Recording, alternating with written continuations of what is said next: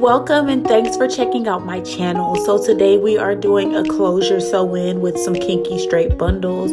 Let's just breeze straight through it. My braid down foundation is straight braids coming from the origin of where her part is going to be. She's going to be wearing a middle part in her closure. We want it to be as flat as possible, so that's why her braids come straight down. I followed up the braids with some grease and some oil to her scalp in that order, and now I'm placing the net. I love the net underneath a good sew-in because it takes the tension off of the braids and puts it more so on the net. You're also able to get more hair onto the sew-in and the net because you have more space. Now we get into the closure. I always like to line up my closure before I start any sewing just so I can see how far up my tracks need to be and about where the closure is going to lay. I did take my time with this part just because the closure is really important in the sew-in. That's like the main thing that people see, and we want that to be seamless and as flawless as possible.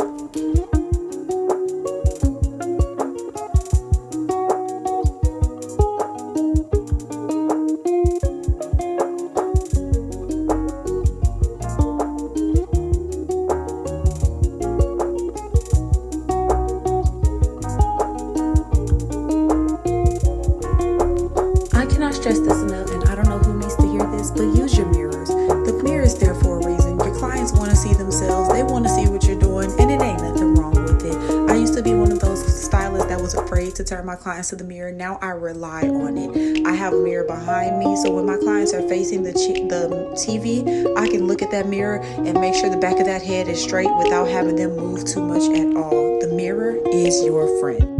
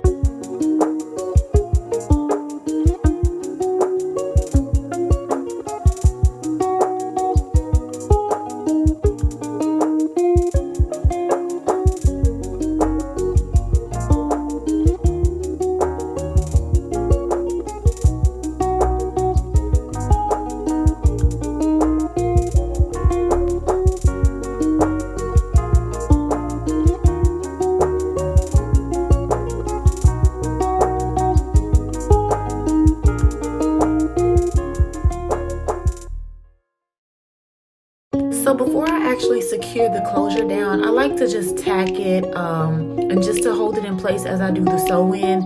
That prevents any sliding, any mistakes. I always just save the thorough sewing down of the closure or frontal for absolutely last.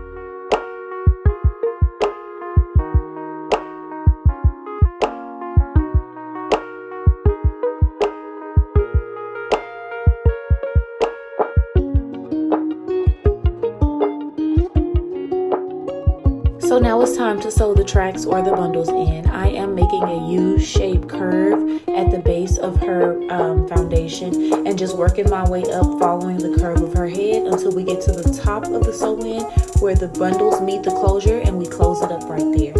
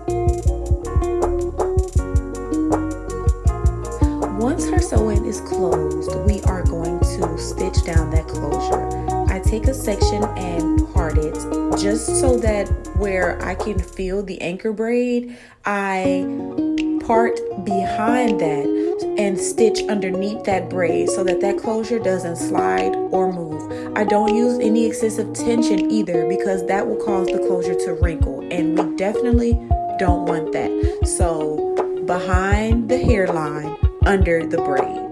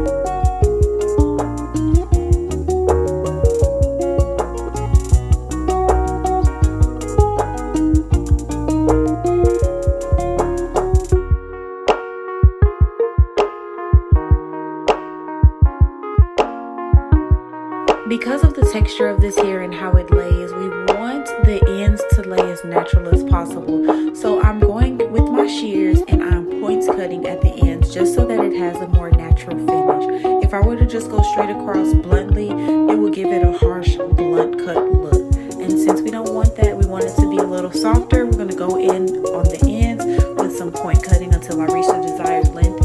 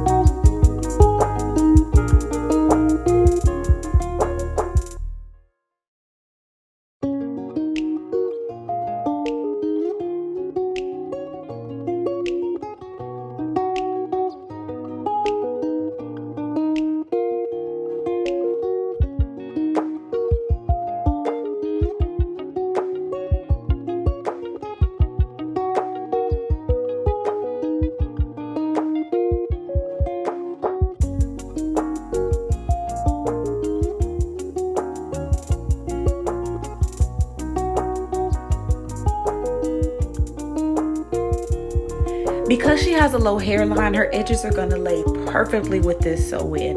The curve of her baby hair is going to blend straight into that closure and into those tracks to where it looks like this is actually her hair.